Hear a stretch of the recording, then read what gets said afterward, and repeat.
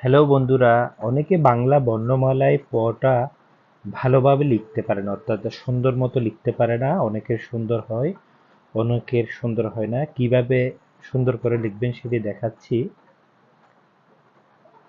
উপরের মাত্রা থেকে একটু নিচে দুইয়ের মতো করে শুরু করে উপরের দিকে দিতে হবে। এরপর উপর থেকে নিয়ে মাত্রার সাথে লাগিয়ে নিচে দিয়ে উপরে। আবার দেখাচ্ছি, উপর থেকে নিচে নিয়ে উপরে তুলে এই।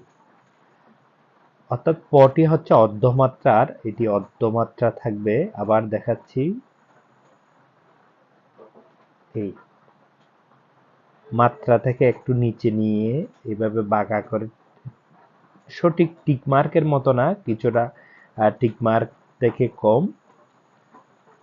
আবার উপরে মাত্রার সাথে লাগিয়ে সরাসরি নিচে নামিয়ে উপরে তুলে আবার অর্ধমাত্রা। আবার দেখাচ্ছি, এটা এটা প্র্যাকটিস করবেন। অর্থাৎ যে দুইয়ের মতো করে লেখার ব্যাপারটা প্র্যাকটিস করবেন, তাহলে সহজে চলে আসবে। এবং বাংলা খাতাতে প্র্যাকটিস করবেন।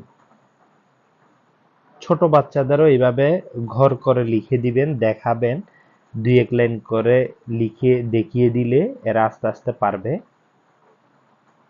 এই কয়েকটা প্রথমে এইভাবে লিখে দেখাবেন ছোট বাচ্চাদের। টিকমার্কের মতো নয়, জাস্ট টিকমার্কের যে প্রথম শুরুর মাথাটা একটু বাঁকা দিয়ে ওইটা অনুসরণ করতে পারেন। তবে খেয়াল রাখতে হবে, ওই প্রথমের লেখাটা উপরের মাত্রা থেকে কিছুটা নিচে দিতে হবে। আবার দেখাচ্ছি, কিছুটা নিচে দিয়ে উপরের মাত্রার সাথে লাগিয়ে একটানে কিছুটা জিনিস প্র্যাকটিস করার সময় অবশ্যই খেয়াল রাখতে হবে। সেটি হচ্ছে, একটানে লেখার ব্যাপারটি প্র্যাকটিস করলে সুবিধা হয়। পরবর্তীতে যখন দ্রুত লিখতে যাবে তখন সহজে এটি চলে আসবে।